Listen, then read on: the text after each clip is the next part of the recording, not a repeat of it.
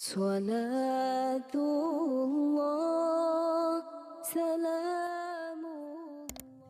Bismillahirrahmanirrahim. Bihamdillah wassalatu wassalamu ala Rasulillah wa ala alihi wa sahbihi wa mawalah wa la hawla wa la quwwata illa billahi wa ba'du.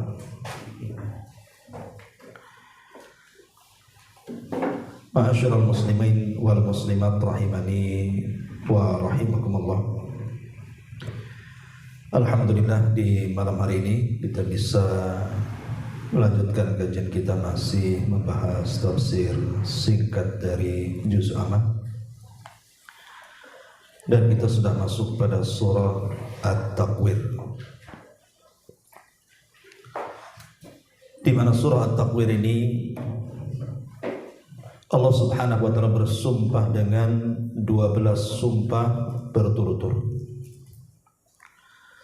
tentang kejadian-kejadian hal ihwah yang terjadi tentang hari kiamat,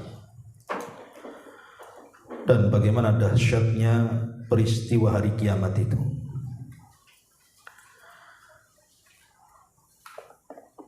Sebagaimana ayat-ayat atau surat yang sudah kita bahas sebelumnya juga banyak menceritakan tentang hal ihwal kondisi hari kiamat, termasuk surat yang kita akan bahas di malam hari ini. Di sini Allah Subhanahu wa taala berfirman, A'udzu billahi minasyaitonir rajim. Bismillahirrahmanirrahim. Idza syamsu kuwirat. Apabila matahari digulung.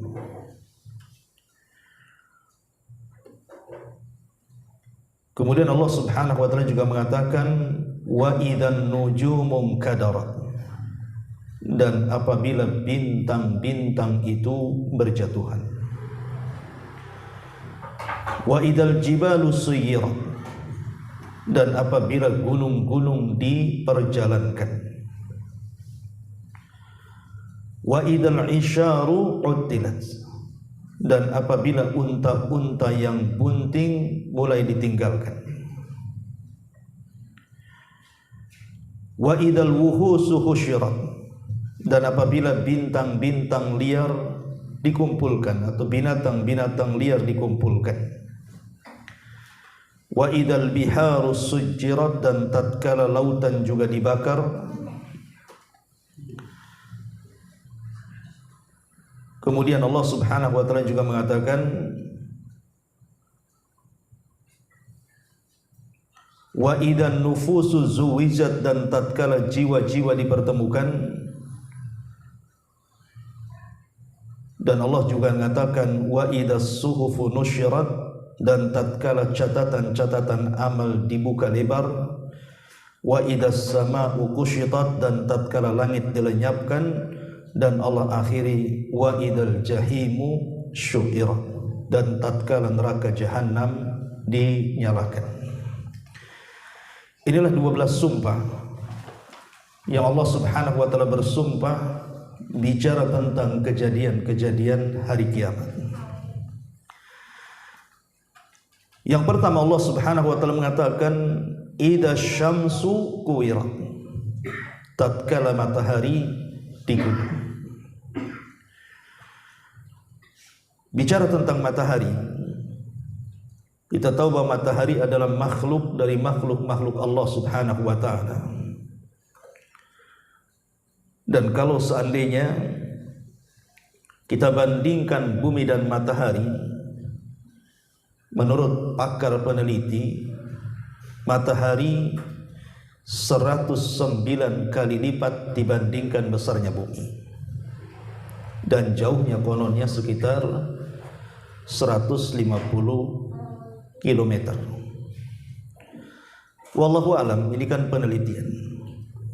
Tapi yang jelas bahwa ketika Allah Subhanahu wa taala berfirman wa idza syamsu kuwirat, tatkala matahari digulung, apa yang dimaksud digulung di sini? Sebagian ahli tafsir mengatakan bahwa arti takwir adalah jam'u ba'di syai'i ila ba'd, dikumpulkan sesuatu dengan yang lainnya.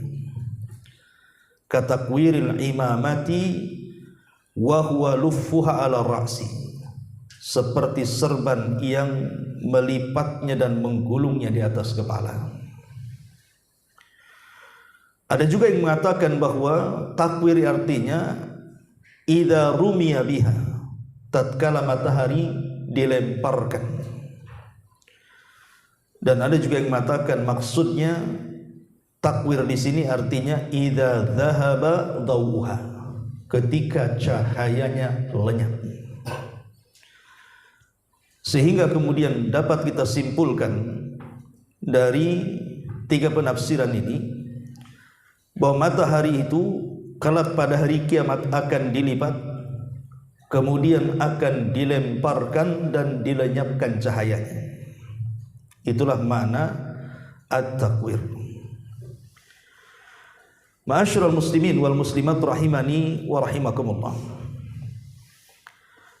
Kalau kita melihat matahari hari ini, kita tahu bahwa matahari adalah salah satu dari tanda-tanda kiamat. Ketika Allah Subhanahu wa taala berfirman dalam surah Al-An'am ayat 158,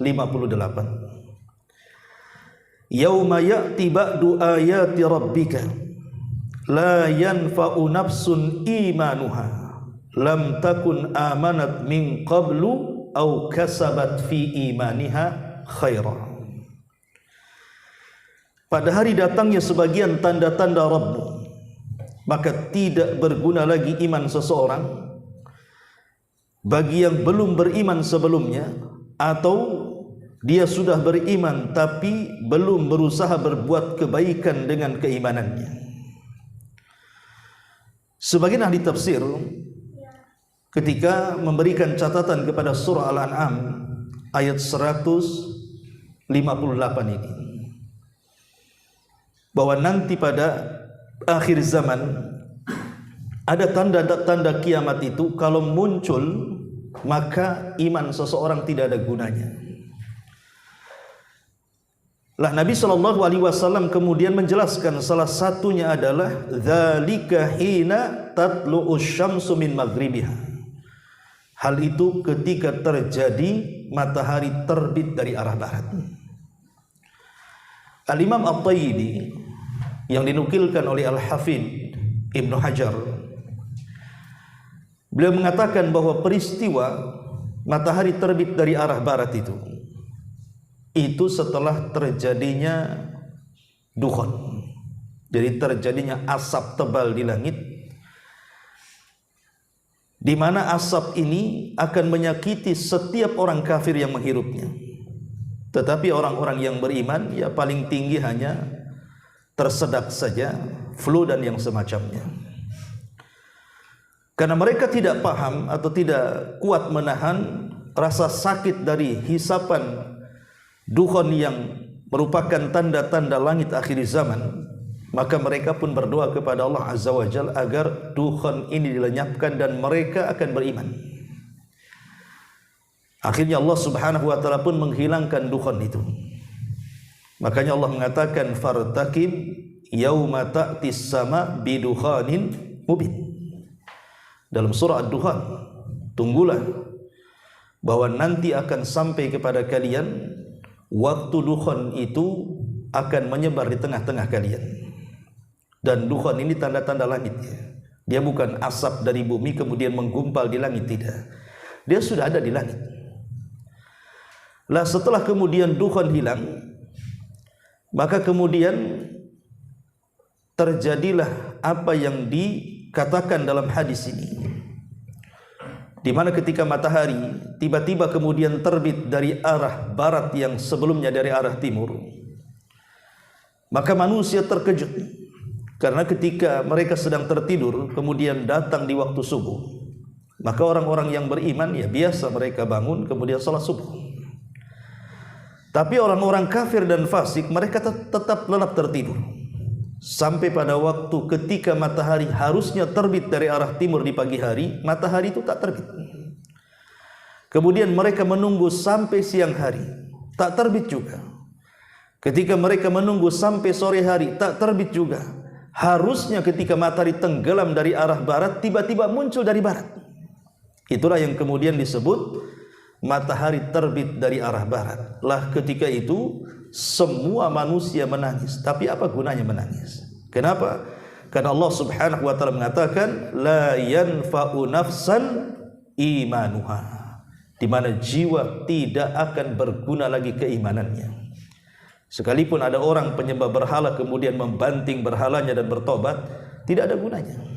Karena iman sudah ditutup dan tobat sudah ditutup. Makanya ulama mengatakan waktu tobat ditutup itu di dua waktu.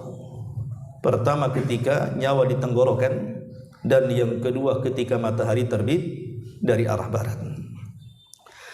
Ma'asyiral muslimin wal muslimat rahimani wa rahimakumullah.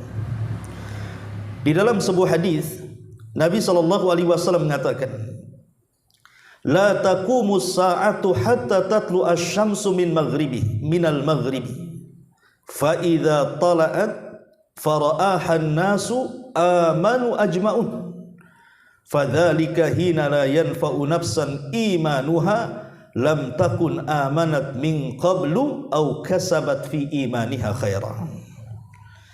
Kata Nabi SAW, tidak akan terjadi kiamat hingga matahari terbit dari sebelah barat. Jika ia telah terbit lalu manusia menyaksikannya, maka semua orang akan beriman ketika tidak lagi bermanfaat keimanan seseorang sebelum beriman sebelumnya, atau mungkin sudah beriman tetapi belum berbuat baik. Hadis ini menunjukkan bahwa kita disuruh untuk bersegera beramal saleh sebelum matahari terbit dari arah barat. Sebenarnya matahari ini kalau kita perhatikan muncul dan tenggelam, dan itu setiap hari.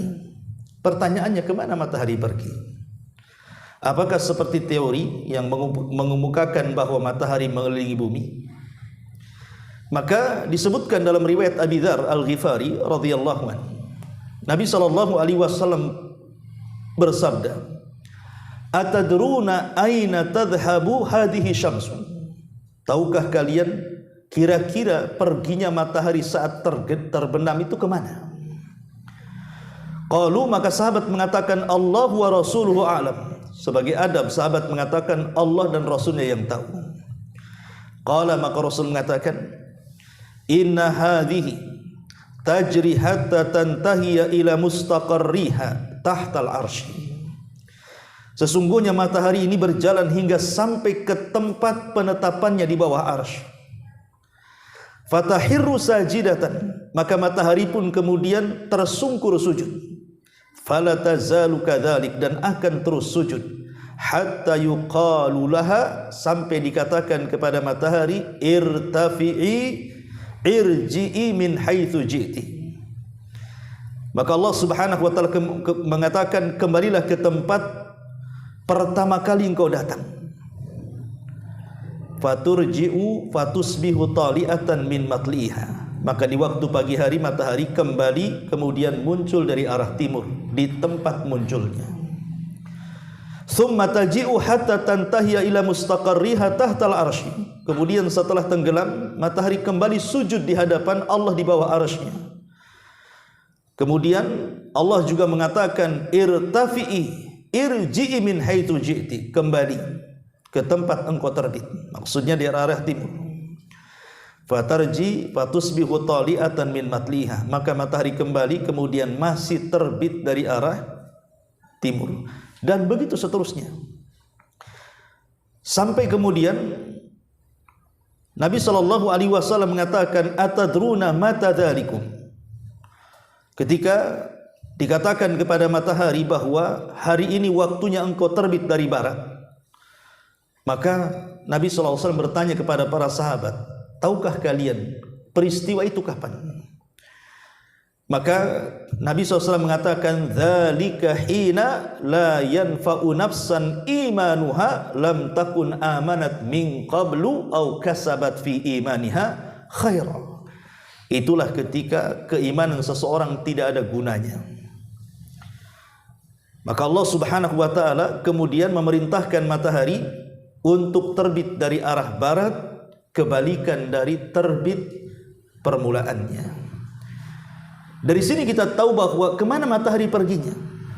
Berarti teori matahari mengelilingi bumi itu tidak benar kalau melihat konteks hadis ini, karena matahari tidak mengelilingi bumi.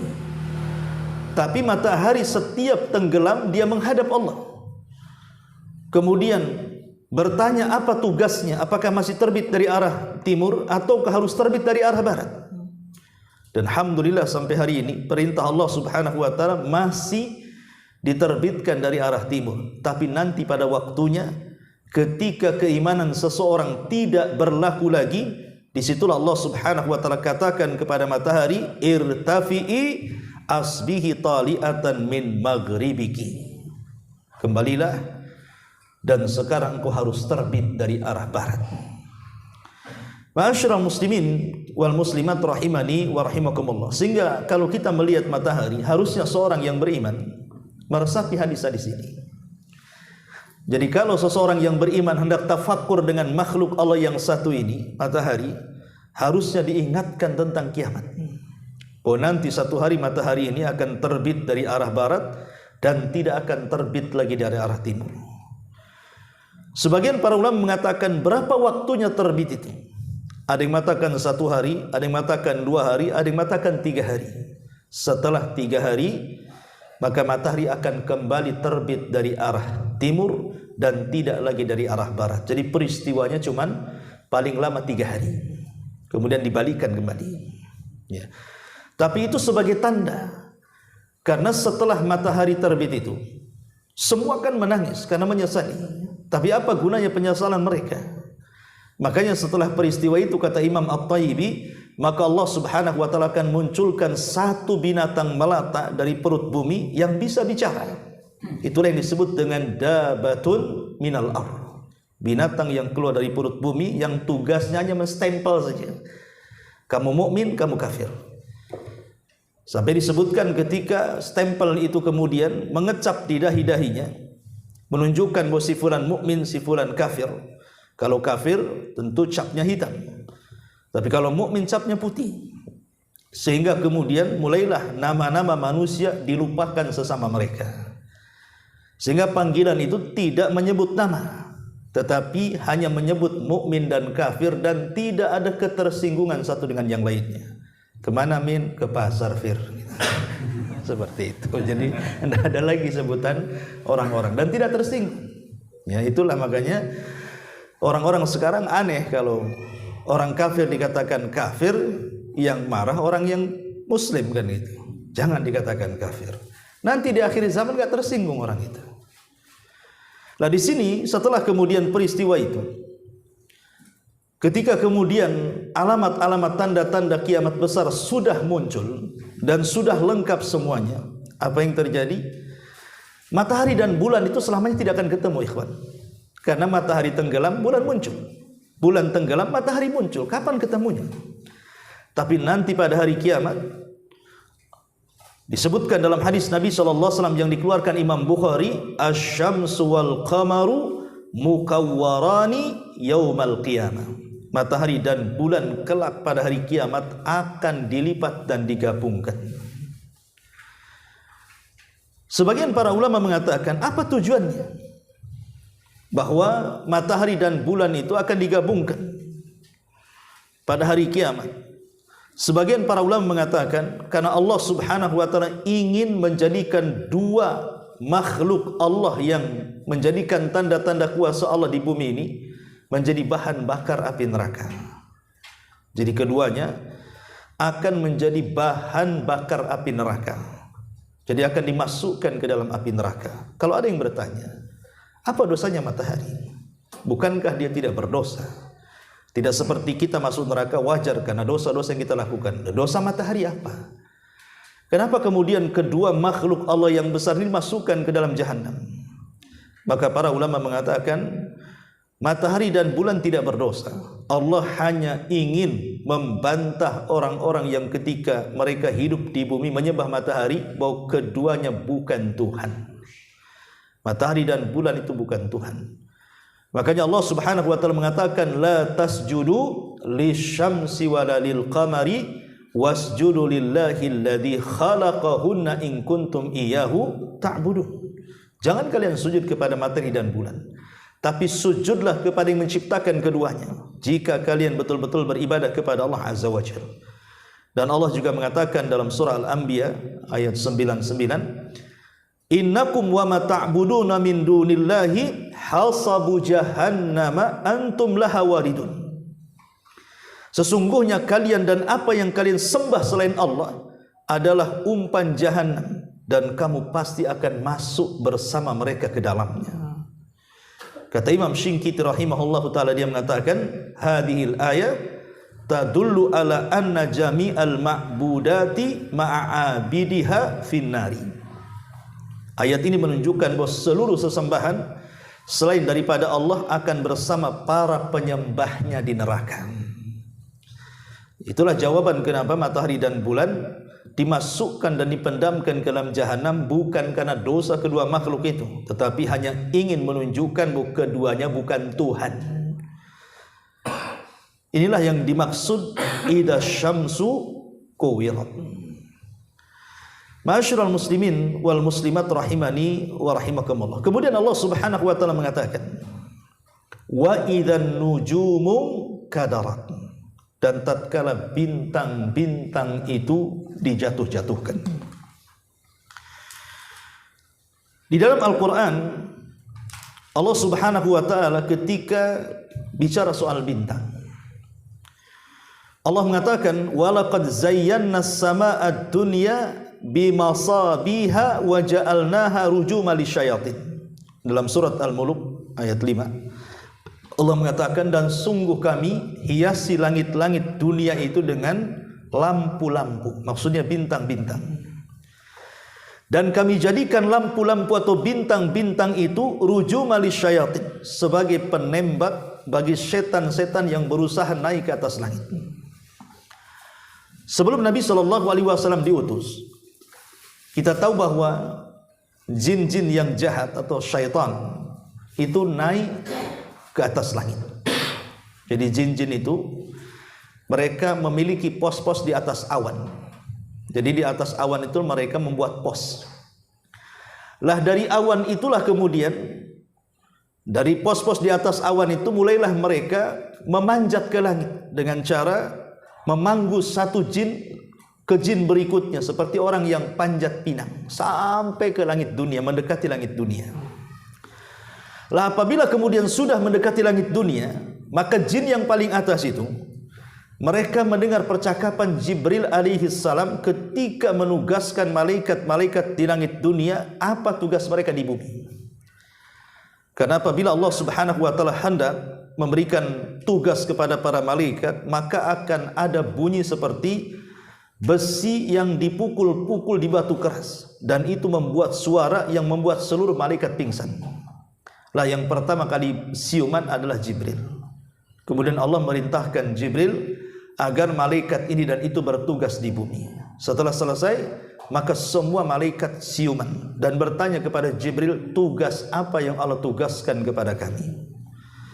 Maka Jibril menjelaskan tugasnya ini. Maka semua malaikat bertasbih dan bertakbir, dimulai dari malaikat yang ada di atas arsy dan sekitarnya. Kemudian Jibril turun ke langit yang ke-7, ke langit yang ke-6, sampai ke langit yang ke-1, langit dunia yang kita lihat hari ini. Maka semua malaikat bertasbih dan bertakbir, termasuk malaikat-malaikat di langit dunia juga bertanya, madza qala rabbukum ya Jibril? Apa yang dikatakan Rabb kepada kita wahai Jibril? Jibril mengatakan qaulul haq. Ini kebenaran, maksudnya perintah-perintah. Lah ketika Jibril itulah kemudian memerintahkan antar malaikat satu dengan yang lainnya di langit dunia, terkadang ada satu kalimat yang terdengar oleh jin yang ada di bawah itu. Yang satu kalimat ini terkadang langsung dilemparkan ke jin yang di bawahnya, jin yang di bawahnya ke jin yang di bawahnya, sampai kepada jin yang ada di atas awan di pos-posnya itu. Lah dari jin-jin yang di pos-posnya itulah kemudian mereka turun ke bumi, kemudian memperjualbelikan kalimat itu dengan paranormal. yang satu kalimat sudah dicampur adukan dengan kedustaan 99 kalimat. Jadi dari 100 kalimat itu yang benar cuma satu, tetapi 99 kalimat itu dusta. Makanya kalau seandainya dukun meramal sesuatu kemudian benar, itulah yang satu kalimat. Tapi itu pula yang diviralkan. Yang 99 kalimat yang dusta dan meleset itu tidak pula diviralkan. Seolah-olah dukun itu yang satu membenarkan ramalannya, tetapi yang lainnya disembunyikan. Lah, setelah kemudian diutusnya Nabi SAW, maka Allah Subhanahu wa taala tidak menghendaki adanya campur baur antara wahyu dengan perkataan jin. Makanya Allah memfungsikan langit, bintang-bintang yang tadinya bukan hanya menghiasi langit saja, tetapi bintang juga diperintahkan Allah untuk melempar setiap jin yang berusaha mencuri dengar. Sejak itulah langit tidak ada lagi jin yang berhasil naik ke atas. Tetapi masalahnya setelah diwafatkannya Nabi kita Muhammad SAW dan wahyu sudah terputus, mulai lagi mereka naik sampai hari ini. Nah, dari sini kita tahu bahwa di antara fungsi bintang itu pertama penghias langit. Sebab langit tanpa bintang itu menyeramkan. Kita kalau melihat langit gelap itu seram, mau hujan aja kayak bawaannya kan. Tapi ketika langit itu bertebaran dan bertabur bintang, rasanya kita ingin memandang langit karena indahnya. Apalagi kemudian ada purnama di situ. Kemudian yang kedua, langit juga dijadikan pelempar syaitan. Maksudnya bintang-bintangnya. Dan yang ketiga, tentu sebagaimana surah An-Nahl 16, wa alamatin wa bin najmihum yahtadun. Dan dengan bintang mereka bisa menjadikan kompas. Karena saya ingat dulu, saya itu pernah dulu diajak menangkap ikan. Itu masih udah puluhan tahun yang silam. Kebetulan ombaknya itu besar sekali. Ya. Ombaknya itu besar sekali. Saya satu perahu dengan Ustaz Mahbub waktu itu. Jadi cari ikan ke tengah lautan. Ombak gede kali. Sampai udahlah kita mati di situ karena baru pertama udah mabok, ombak besar kan. Tiba-tiba kemudian orang ini yang maksudnya yang membawa kapal ini selalu melihat ke langit. Apa maksudnya dia melihat ke langit itu? Kita ini yang sedang stres kan itu, takut terguling kapalnya. Dia terus perhatikan langit. Rupanya dia perhatikan bintang. Dan subhanallah dia tahu cara pulangnya. Zaman itu udah ada kompas. Ya. Dan memang betul-betul walaupun kita kemudian dipinggirkan di tempat lain, kita suruh jalan kaki, tapi dia pulang sendiri. Ya. Tapi itu menunjukkan bahwa bintang itu bisa dijadikan kompas. Karena di zaman dulu kompasnya cuma dua. Kalau di malam hari mereka menjadikan bintang, kalau di siang hari menjadikan gunung. Orang dulu itu kalau melihat kompas mesti kalau siang hari lihat gunung dia. Ya. Tapi kalau di malam hari lihat bintang. Itulah fungsi bintang.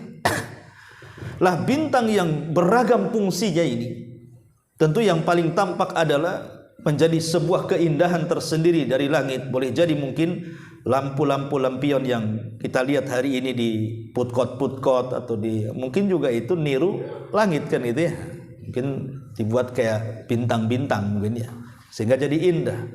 Warung yang tadinya gelap jadi terang. Warung yang tadinya sepi jadi ramai kan itu. Bukan mau jajan, mau tengok lampunya saja. Tapi yang jelas bahwa keindahan itu akan segera hilang. Kapan itu? Wa idzan nujumun kadarat. Ketika bintang-bintang itu berjatuhan. Inkadarat artinya, ada yang mengatakan inkadarat adalah tanatharat. Tanatharat itu artinya berserakan. Ya. Tapi ada juga yang mengatakan inkadarat itu artinya tasaqatat. Artinya berjatuhan. Jadi bisa memiliki makna berserakan, bisa memiliki makna berjatuhan. Tapi ada juga yang memahami maksudnya inkadarat artinya taghayyarat. Taghayyar itu artinya berubah. Ya, berubah maksudnya hilang cahayanya. Sehingga Al-Imam Al-Kalbi meriwayatkan dari Atha, dia mengatakan tumtirus sama'u yawma idzin nujuman fala yabqa najmun illa waqa. pada hari itu langit akan menurunkan hujan bintang-bintang, maka tidak tersisa satu bintang pun kecuali akan jatuh. Ya, tidak ada satu bintang pun kecuali akan jatuh. Padahal jumlah bintang siapa yang tahu? Tidak ada yang tahu jumlah bintang. Makanya ketika Nabi SAW mempermisalkan telaganya, apa kata Nabi SAW? Tempat ciduknya atau bejana-bejana ciduknya itu sejumlah bintang di langit. Kan kita terus mengatakan seperti itu. Artinya saking banyaknya bintang di langit, lah itu semua jatuh semua. Ya. Sehingga kalau kita melihat dari 3 penafsiran, ada yang mengatakan berserakon, ada yang mengatakan berjatuhan, ada yang mengatakan hilang cahayanya. Kalau kita gabungkan berarti awalnya jatuh, kemudian berserak, kemudian hilang cahayanya.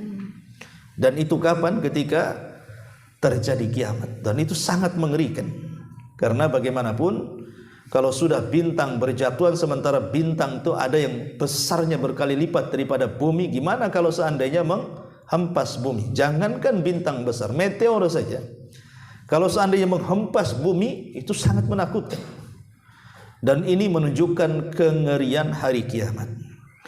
Kemudian Allah Subhanahu wa taala mengatakan wa idzal jibalu suyirat.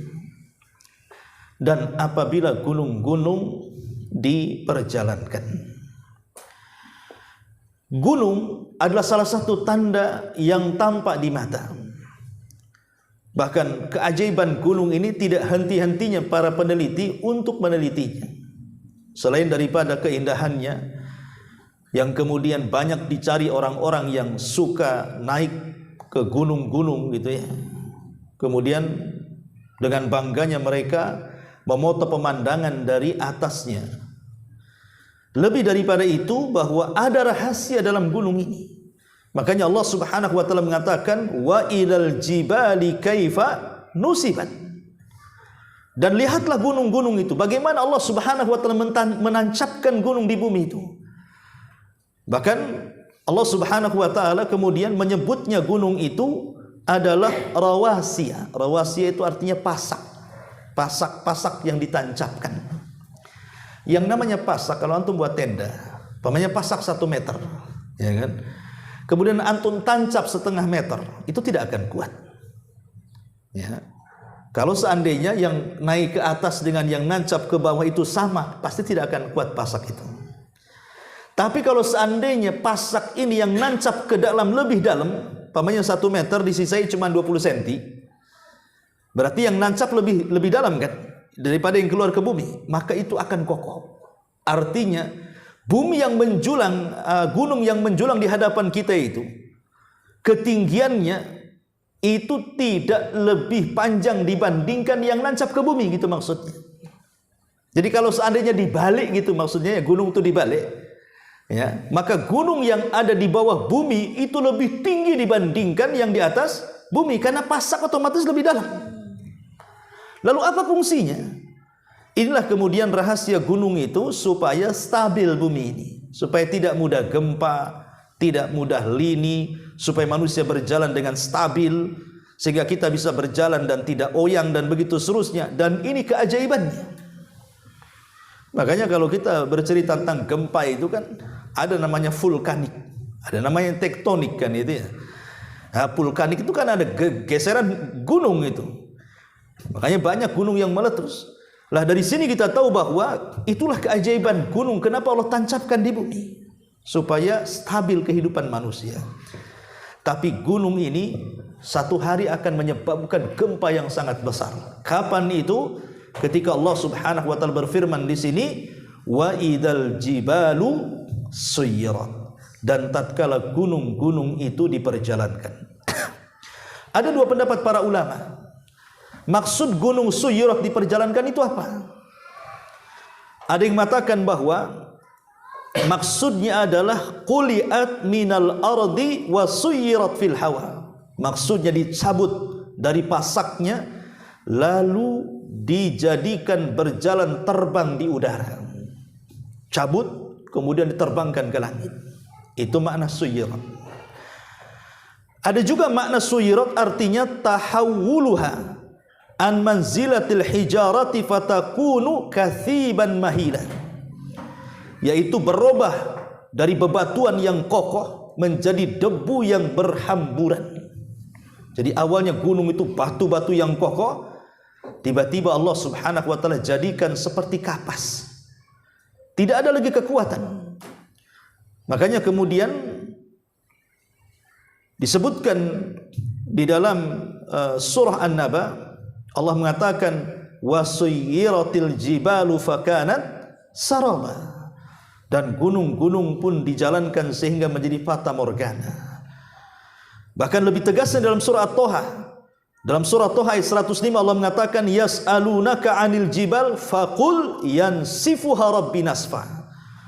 Dan mereka bertanya kepadamu ya Muhammad tentang gunung-gunung pada hari kiamat. Maka Allah jawab, maka katakan wahai Muhammad, Rabbmu akan menghancurkan pada hari itu sehancur-hancurnya. Dan Allah juga mengatakan dalam surah Al-Waqiah wa bussatil jibalu batha fakanat habaan mumbatha, dan gunung-gunung dihancurkan sehancur-hancurnya, maka jadilah dia seperti debu-debu yang berterbangan. Dan Allah mengatakan dalam surah Al-Qari ayat 5 wa takunul jibalu kal'ihnil manfush, dan gunung-gunung seperti bulu yang dihambur-hamburkan oleh angin.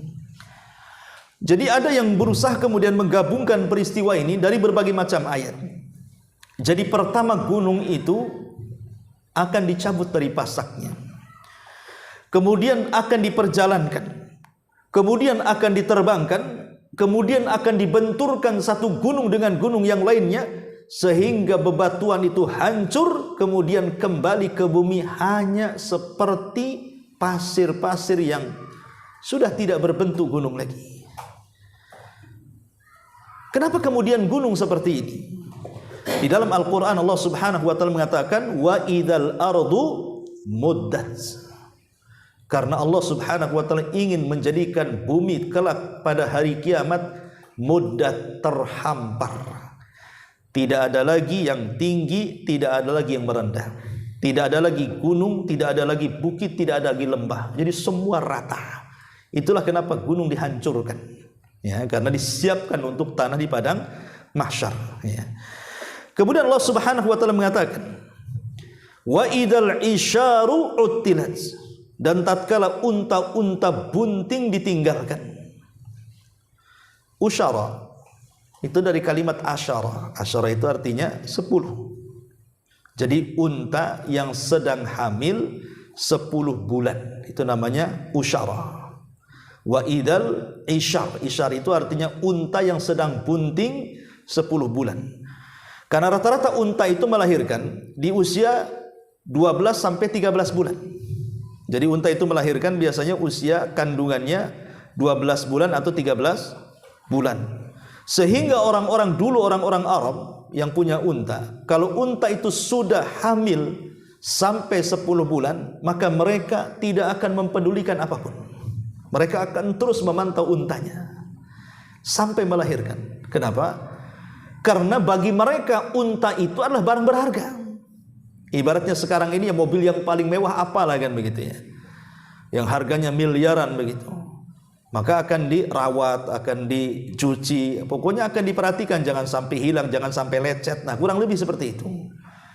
Karena mereka, unta bagi mereka adalah kendaraan mereka. Karena unta itu barang berharga. Mereka safar dengan unta.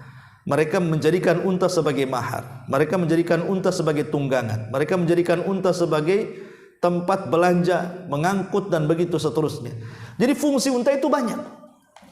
Sehingga karena unta itu barang berharga, makanya Nabi SAW selalu mempermisalkan dengan unta.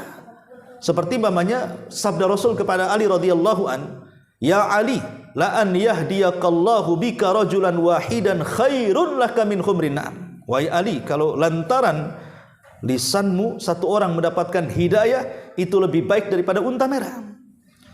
Kenapa kemudian Nabi SAW menyebut-nyebut unta? Bahkan ketika Nabi SAW mengatakan apabila di hari Jumat kemudian orang yang pertama kali masuk dan mendapatkan saf pertama, maka seolah-olah dia menyembelih seekor unta dan disedekahkan. Selalu unta itu dinomorsatukan. Ya, karena unta itu barang berharga di zaman itu. Apalagi unta bunting 10 bulan. Lah subhanallah, Di sini Allah Subhanahu wa taala sebenarnya ingin menjelaskan kepada kita bahwa nanti pada hari kiamat harta itu tidak ada gunanya lagi. Harta itu tidak ada gunanya lagi. Dengan mempermisalkan unta, karena memang unta itu barang berharga di zaman itu, bahkan yang paling berharga itu akan ditinggalkan. Yang tadinya mereka memperhatikan sampai kelahirannya, itu tidak mungkin diperhatikan lagi karena dahsyatnya hari itu. Ma'asyiral muslimin yang dimuliakan Allah Subhanahu wa taala, disebutkan dalam sebuah hadis Nabi SAW mengatakan, la taqumus sa'atu hatta yakthura fikumul malu fayafidhu hatta yuhimma rabbul mal man yaqbaluhu minhu sadaqah wa yud'a ilaihi ar-rajul fayaqul ya arab li fihi. Kata Nabi SAW, tidak akan tiba hari kiamat sehingga harta menjadi banyak pada kalian, harta itu terus melimpah dan melimpah sehingga membingungkan pemiliknya. Siapakah yang mau menerima sedekah darinya? Lalu seseorang dipanggil, kemudian dia berkata, aku tidak membutuhkannya. Dalam hadis yang lain, la ya'tiyanna 'alan nasi zamanu yatufur rajulu fihi bis sadaqati minadh dhahabi lam thumma la yajidu ahadan ya'khudhuhu minhu. Sungguh akan datang pada manusia di satu zaman di mana seseorang berkeliling dengan membawa harta sedekah emasnya, kemudian tidak ada seseorang pun yang mau menerimanya. Artinya bahwa nanti di akhir zaman, bahwa apa yang disabdakan Nabi SAW, innallaha zawaliyal arda fara'aitu masyariqaha wa magharibaha wa inna ummati sayablugu mulkuha ma zuwiya li minha wa utitul kanzainil ahmara wal abyadha. Sesungguhnya Allah mendekatkan bumi untukku sehingga aku dapat melihat bagian timur dan baratnya, dan sesungguhnya kekuasaan umatku akan mencapai bagian bumi yang telah didekatkan kepadaku, dan aku diberikan dua harta simpanan, maksudnya emas dan perak. Ma'asyiral muslimin yang dimuliakan Allah Subhanahu wa taala, artinya Rasul bersabda seperti ini wahyu, bahwa nanti umat manusia, maksudnya kaum muslimin, akan melimpah ruah kekayaan yang luar biasa. Sampai-sampai orang yang menerima sedekah sudah tidak mau menerima sedekah karena sudah sama-sama kaya. Kapan itu? Ada yang mengatakan bahwa ketika di zaman para sahabat Nabi SAW dan juga di zaman para tabi'in itu kan banyak penaklukan negara. Dan bisnis yang paling cepat kaya itu ya penaklukan negara. Karena kalau negara itu sudah ditaklukkan, dapat emas, dapat segala-galanya kan gitu. Sehingga kaum muslimin merumpah luah gitu ya hartanya. Ketika Romawi kemudian ditaklukkan kaum muslimin, Persia ditaklukkan kaum muslimin, dan kedua-duanya gudang emas dan perak. Ada yang mengatakan bahwa Persia itu adalah gudangnya perak, adapun Romawi gudangnya emas. Ya, jadi ketika dua negara ditaklukkan, maka kaum muslimin itu berlimpah ruah, luar biasa. Tapi ma'asyiral muslimin yang dimuliakan Allah Subhanahu wa taala, tapi nanti di akhir zaman kondisinya jauh lebih dahsyat lagi, di mana kaum muslimin akan mendapatkan kekayaan yang belum pernah seumur diciptakan Adam sampai kiamat dibangkitkan, kemakmuran yang luar biasa. Kapan itu?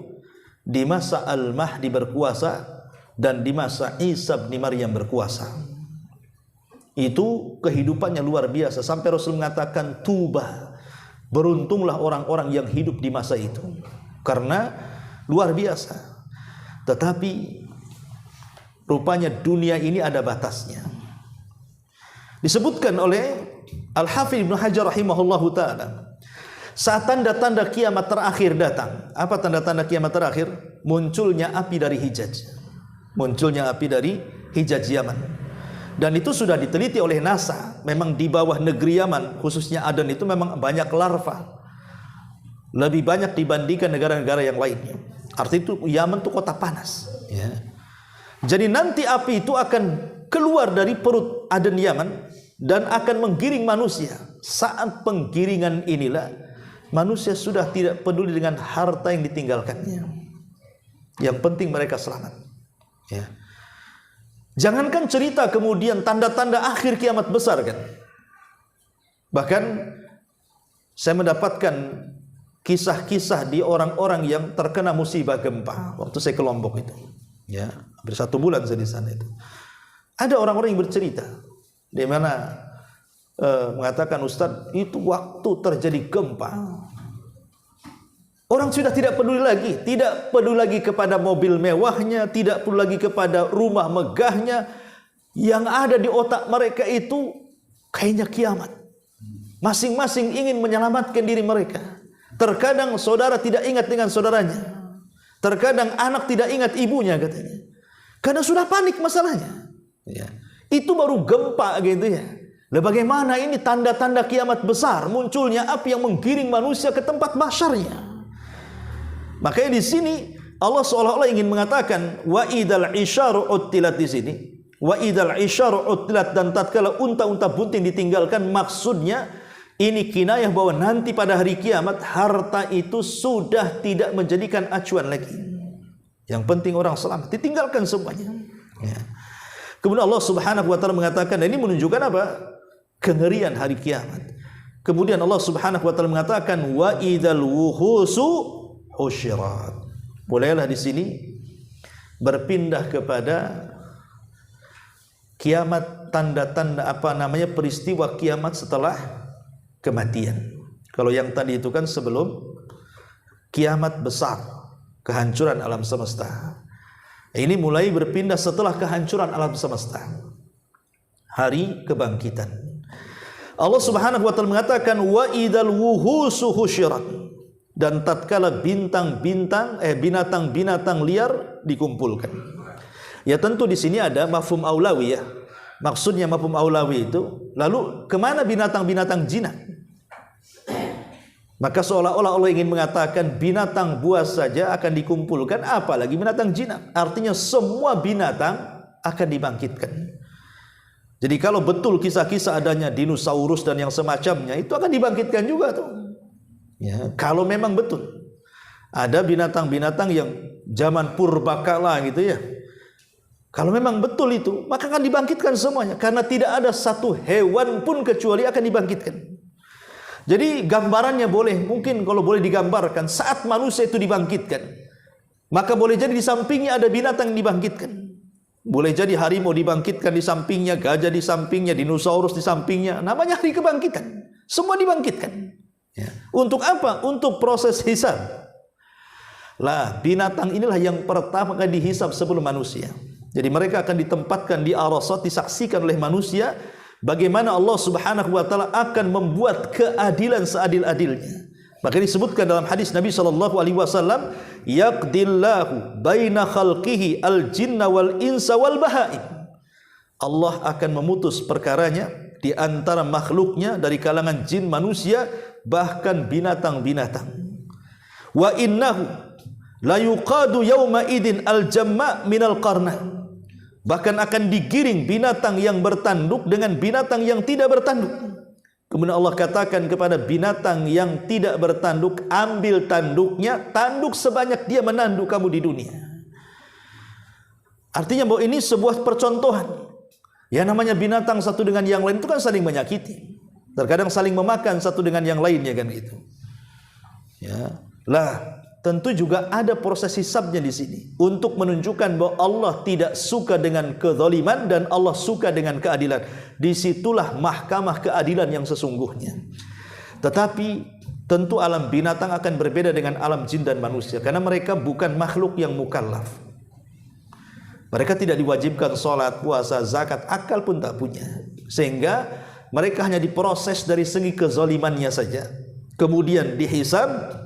Ya, kemudian terjadi qisas, tapi tidak dimasukkan ke dalam neraka. Jadi setelah terjadi hisab dan qisas, maka Allah Subhanahu wa taala mengatakan kuni turaba, jadilah kalian tanah. Maka semua binatang menjadi tanah. Lah orang-orang kafir yang menyaksikan ketika itu, mereka pun berteriak dan mengatakan, ya laitani kuntu turaba. Duhai kiranya kami menjadi tanah seperti binatang-binatang itu. Mungkin? Mustahil. Manusia ada hisabnya. Itulah makna wa idzal wuhusu husyirat. Ada juga yang mengatakan maksudnya wa idzal wuhusu husyirat itu nanti pada menjelang kiamat, maka manusia binatang satu dengan yang lainnya itu tidak akan saling menerkam. Jadi nanti mendekati kiamat, antara harimau, antara kijang, antara buaya, antara gajah, antara apa saja binatang itu semua menjadi akur. Ya. Seolah-olah tidak bermusuhan lagi satu dengan yang lainnya. Itu juga ada yang mentafsirkan demikian wa idzal wuhusyu husyirat, dan mereka bisa dengan manusia sama. Jadi manusia tidak takut harimau, harimau pun juga tidak takut manusia. Kapan itu? Saat Isa bin Maryam berkuasa. Saat Isa bin Maryam berkuasa, kemudian bumi mengalami berkah yang luar biasa, disitulah orang tidak takut dengan binatang buas dan binatang buas juga tidak takut manusia. Seolah berkawan antara manusia dan binatang. Karena itu memang masa-masa adalah keberkahan dunia. Ada yang mentafsirkan wallahu alam seperti itu. Kemudian yang nomor 6. Ayat yang ke-6, wa idzal biharu sujirat. Dan tatkala lautan dibakar. Masyarul muslimin yang dimuliakan Allah Azza wa Jalla, di dalam surah Luqman ayat 20 Allah mengatakan, alam taraw annallaha sakhkhara lakum ma fis samawati wa ma fil ardi wa asbagha alaikum ni'amahu zahiratan wa batinah wa minan nas may yujadilu fillahi bighairi ilmin wala hudan wala kitabim munib. Tidakkah kamu perhatikan sesungguhnya Allah telah menundukkan untukmu apa yang ada di langit dan apa yang ada di bumi, dan menyempurnakan untukmu nikmat lahir ataupun batin. Tentu yang dimaksud yang ada di bumi termasuk lautan. Allah tampakkan nikmat-nikmatnya untuk kita. Dan lebih tegas lagi dalam surah An-Nahl ayat 14, huwallazi sakharal bahra lita'kulu minhu lahman tariyan wa tastakhriju minhu hilyatan talbasunaha wa taral fulka muakhira fihi wa litabtagu min fadlihi wa la'allakum tashkurun. Dan dialah Allah yang telah menundukkan lautan untukmu agar kamu dapat memakan daripadanya daging yang segar, maksudnya ikan, dan agar kamu mengeluarkan dari lautan berbagai macam perhiasan yang bisa kau pakai, dan kamu melihat bagaimana bahtera berlayar padanya, dan supaya kamu mencari keuntungan dari karunia-Nya, dan supaya kamu bersyukur kepada Allah Subhanahu wa taala. Dari dua ayat ini kita bisa simpulkan kalau bicara lautan. Pertama, Allah Subhanahu wa taala telah tundukkan lautan yang bergelombang-gelombang ombaknya kepada kita. Secara naluri nampaknya kita tidak bisa melawan lautan. Tapi buktinya akhirnya lautan bisa ditundukkan kepada manusia, kan? Bisa. Sampai ada istilah nelayan yang handal itu belum dikatakan handal sampai dia melawan ombak. Kalau dia sudah bisa melawan ombak berarti jadi nelayan yang handal. Kalau masih takut ombak jangan jadi nelayan, pasti tenggelam. Ya. Dan ini nikmat ya. Allah tundukkan lautan itu nikmat. Ini yang pertama. Kemudian yang kedua, Allah Subhanahu wa taala memberikan kemudahan bagi kapal-kapal untuk membelah ombak lautan yang sangat ganas. Ada lautan itu sampai meter-meteran tuh ombaknya, kan? Tapi bagaimana kapal-kapal itu bisa berlayar dan selamat? Ya, kalaupun ada satu dua yang tenggelam itu apesnya ada takdir, kan? Tapi umumnya kan, lihat kapal-kapal itu di mana-mana ada. Padahal ombaknya setinggi-tinggi pohon kelapa, tapi mereka bisa tundukkan.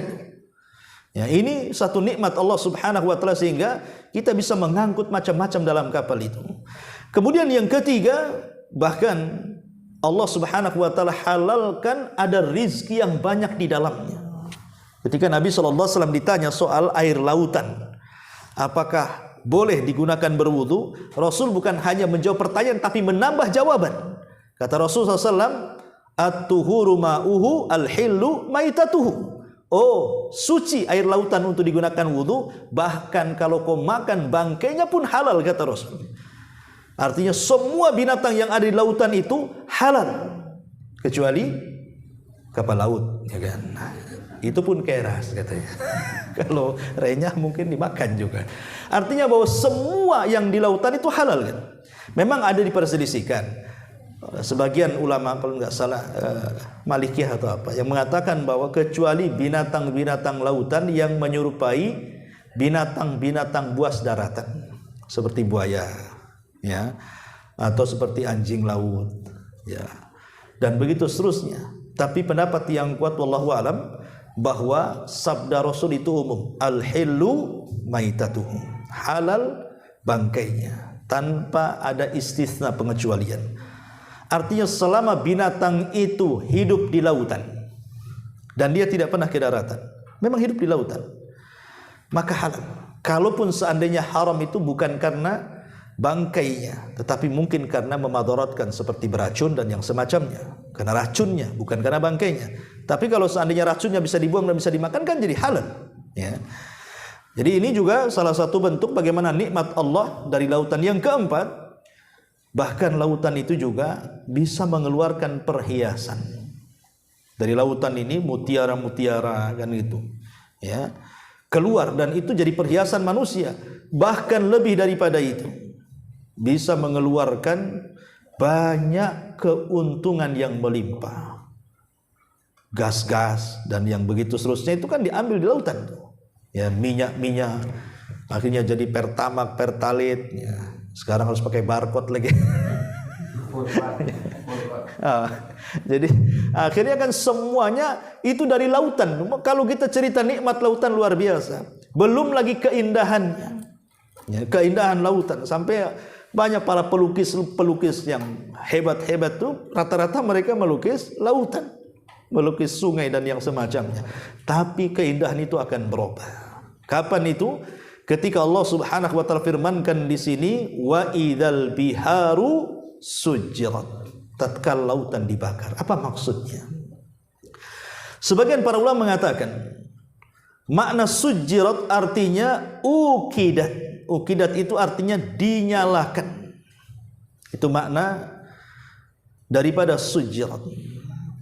Tapi ada juga yang mengatakan makna sujirat artinya muliat, artinya penuh. Jadi air lautan itu akan naik kemudian akan tumpah di daratan.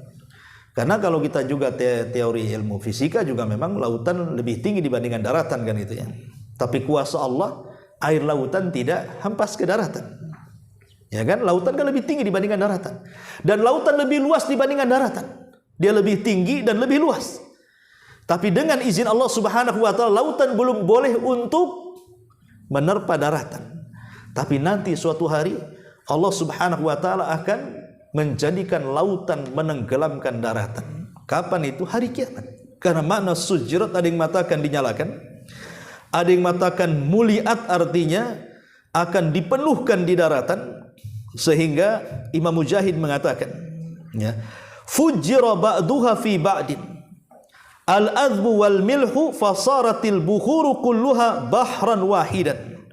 Maksudnya fujirat di sini meluap sehingga bercampur satu dengan yang lainnya, di mana air sungai yang tawar akan bercampur dengan air asin lautan, maka jadilah seluruh daratan menjadi lautan. Jadi akan digabungkan antara sungai dengan lautan, kemudian mengepung daratan. Itu kata Imam Mujahid, ya. Kemudian Ibnu Abbas radhiyallahu anhu mengatakan maksudnya ukidat fasarat naran tadtarib. Lautan yang dinyalakan itu hingga menjadi api yang bergejolak, ya. Memang isinya kan memang lautan itu kan api isinya, ya. Gas-gas itu semua ada di lautan kan itu. Maka nanti lautan itu akan berubah menjadi lautan api. Dan dikatakan Imam Qatadah, "Dhahaba ma'uha falam yabqa fiha qatrah." Maksud fujirat artinya kering airnya sehingga tidak tersisa meskipun hanya setetes dari air lautan. Jadi nanti akan terjadi kekeringan sampai air lautan pun tidak ada lagi air. Itu ada yang memaknai makna fujirat. Jadi apabila kita kompromikan dari beberapa tafsiran ini, maka kondisi air lautan itu pertama, tatkala terjadi hari kiamat, maka air lautan akan meluap dulu, kemudian meluber, lalu bergabung antara air sungai dan lautan, antara air asin dan tawar, kemudian Allah menyalakan air tersebut, kemudian Allah Subhanahu wa taala membakar semua air satu dunia sampai tidak tersisa satu tetes pun. Itu makna fujirat dalam ayat ini. Kan ngeri ikhwatu fiddin yang dimuliakan Allah Subhanahu wa taala. Kemudian Allah Subhanahu wa taala mengatakan setelah itu sumpah berikutnya, wa idzal biharu fujirat.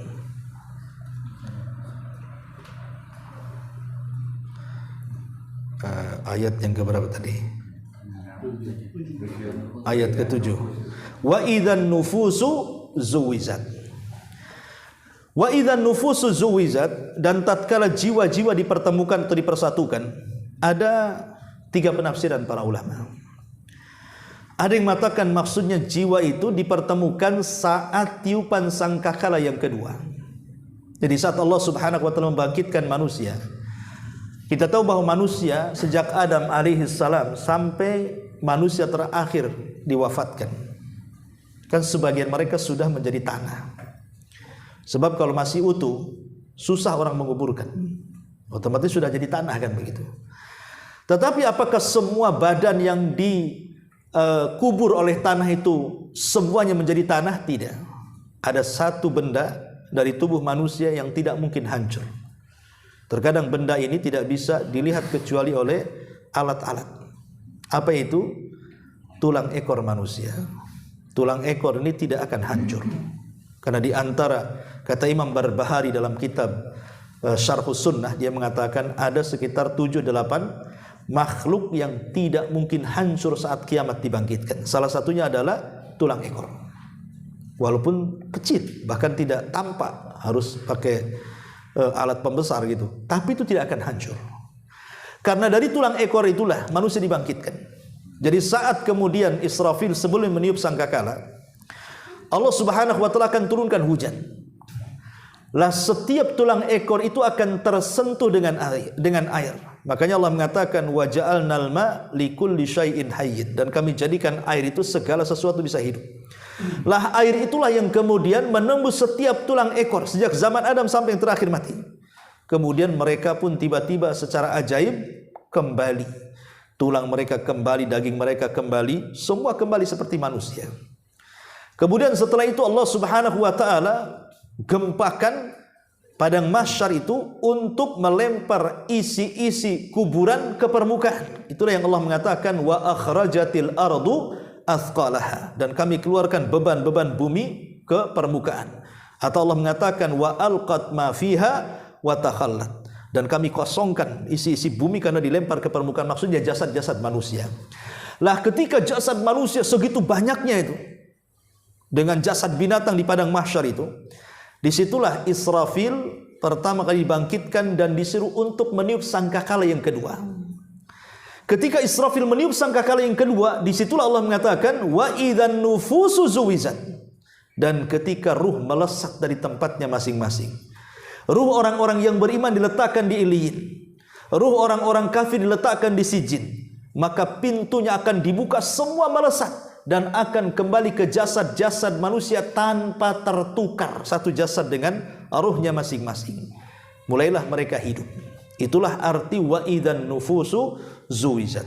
Makna yang kedua, maksudnya wa idzan nufusu zuwijat, tatkala jiwa-jiwa dipertemukan, maksudnya adalah masing-masing pada hari kiamat akan dikumpulkan dengan jenisnya. Jadi orang Yahudi akan dikumpulkan dengan Yahudinya, Nasrani akan dikumpulkan dengan Nasraninya, Hindu akan dikumpulkan dengan Hindunya, Buddha akan dikumpulkan, termasuk kaum muslimin. Dan semua orang yang menyembah akan dikumpulkan dengan sembahannya. Yang ini sesembahan dengan sapi, ya kumpul dengan sapinya. Ini yang ular sendok dengan ular sendoknya. Ini yang dengan pokoknya dengan akar, dengan apa, semuanya akan dikumpulkan dengan sesembahannya. Itu makna wa idzan nufusu zuwijat. Ada juga yang mengatakan, karena ada ayat yang mengatakan wa kuntum azwazan thalathan, ya, dan kamu menjadi 3 kelompok. Fa ashabul maimanati ma ashabul maimana, wa ashabul masy'amati ma ashabul masy'ama, was-sabiquna as-sabiqun ulaikal muqarrabun. Yaitu golongan kanan alangkah mulianya golongan kanan, dan golongan kiri alangkah sengsaranya golongan kiri, dan orang-orang yang paling dahulu beriman merekalah yang paling dahulu masuk ke dalam sorga, mereka itulah orang-orang yang dekat dengan Allah. Dan Allah juga mengatakan dalam surah As-Saffat, uhsyurul ladzina zalamu wa azwajuhum wa ma kanu ya'budun. Perintahkan kepada para malaikat, kumpulkan orang-orang yang zalim beserta teman sejawat mereka dan apa yang dahulu mereka sembah di bumi. Kumpulkan masing-masing. Ini tafsiran yang kedua. Dan tafsiran yang ketiga, maksudnya jiwa-jiwa orang-orang yang beriman akan dipertemukan dengan para bidadari. Dan itu disebutkan di dalam surah dalam Al-Quran. Maksudnya penafsiran Atha di sini, zuwijat nufusul mu'minina bil huril in. Mana zuwijat artinya jiwa-jiwa kaum mukminin akan dipertemukan dan dinikahkan dengan para bidadari. Ini tiga penafsiran wa idzan nufusu zuwijat. Kemudian ayat ke-8, wa idzal mau'udatu su'ilat. Ya. Wa idzal mau'udatu su'ilat bi ayyi dzambin qutilat.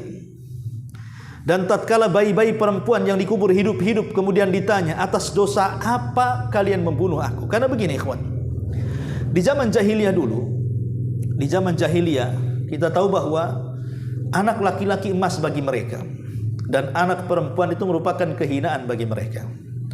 Sehingga Allah Subhanahu wa taala gambarkan, idza busyira ahadukum bil untha dhalla wajhuhu muswaddan wa huwa kadhib. Jadi apabila dihabarkan gembira kepada mereka kelahiran anak perempuan, justru mereka marah. Dan mereka berusaha yatawara minal qaum, menyembunyikan.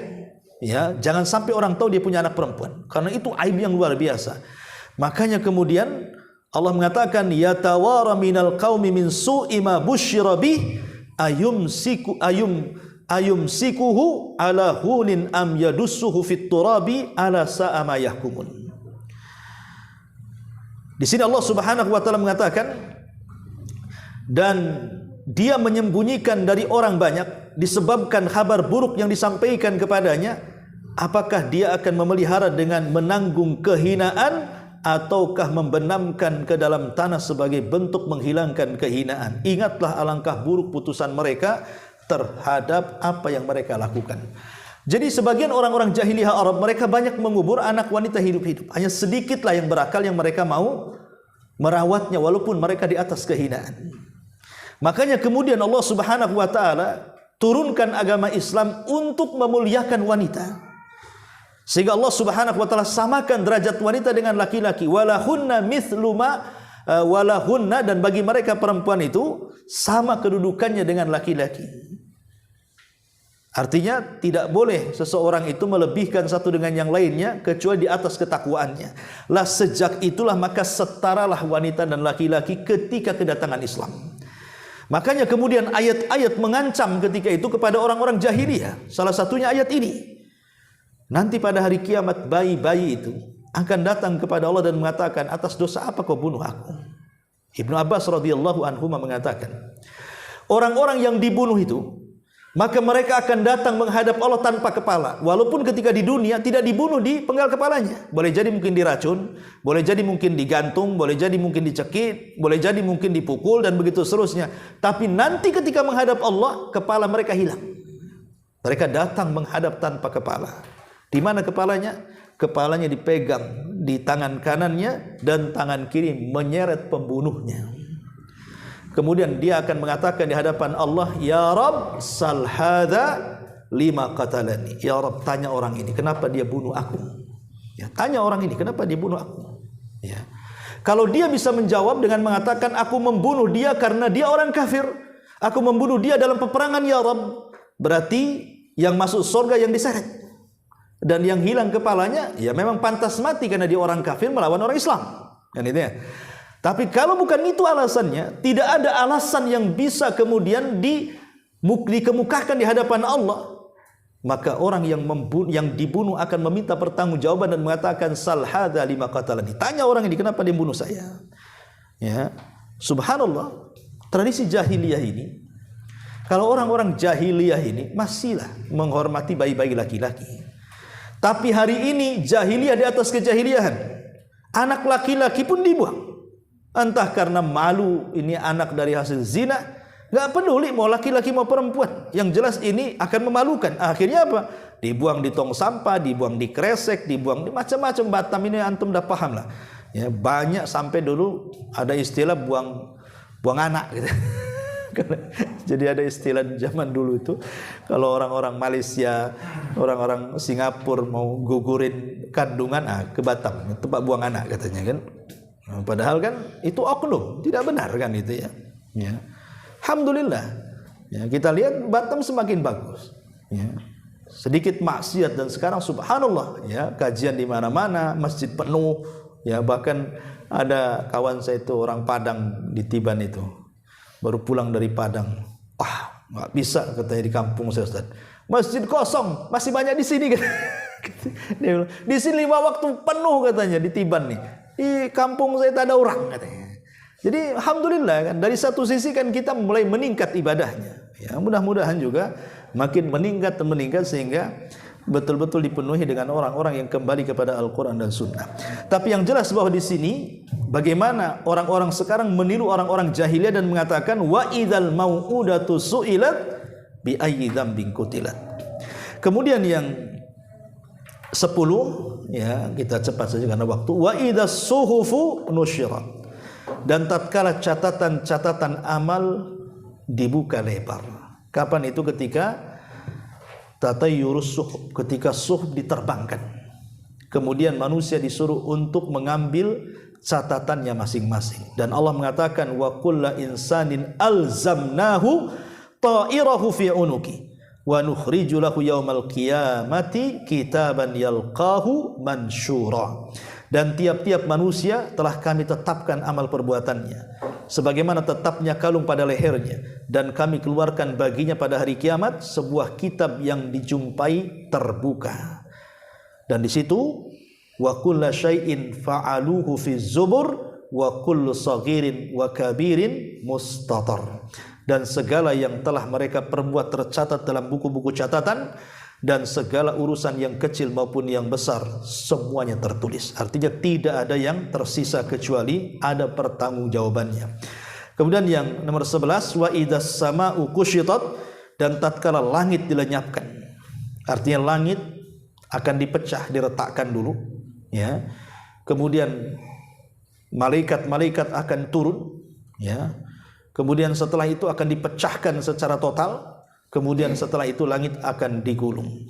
Karena kalimat kusyitat ya, artinya qala'an syiddatin, mencabut sesuatu yang sangat melengket. Itu artinya kusyitat, artinya dicabut ya. Al-Qurtubi mengatakan maksudnya adalah fas-sama'u tuqsyatu kama yuqsyatul jildu anil kamsi wa ghairu. Maka langit pun dicabut sebagaimana kulit dicabut dari domba dan hewan lainnya. Jadi artinya langit akan digulung oleh Allah Subhanahu wa taala dan tercabut dan akan lemah, dan para malaikat akan turun semuanya. Dan Allah mengatakan yang terakhir wa idzal jahimu syu'irat, dan tatkala neraka jahanam dinyalakan. Lah 12 sumpah apa yang wa idzal jannatu uzlifat, dan tatkala surga didekatkan. Lah di sini ada 12 sumpah ini untuk apa coba? Maka Allah akhiri dengan kalimat alimat nafsun ma akhdarat. Setiap jiwa mengetahui apa yang telah dikerjakannya. Artinya bahwa sumpah-sumpah ini sebagai jawabannya bahwa semua manusia akan dipertanggungjawabkan kelak pada hari kiamat. Karena orang-orang kafir jahiliyah, mereka mengingkari adanya hari kiamat. Mereka mengingkari adanya hari kebangkitan. Mereka mengingkari adanya hari pembalasan. Makanya turunlah ayat ini sebagai bentuk jawaban pengingkaran orang-orang kafir jahiliyah. Wallahu alam. Karena waktu juga mudah-mudahan ada manfaatnya. Subhanallah bihamdika asyhadu an la ilaha illa anta astaghfiruka wa atubu ilaik. Allahu ta'ala. Assalamualaikum warahmatullahi wabarakatuh. Salam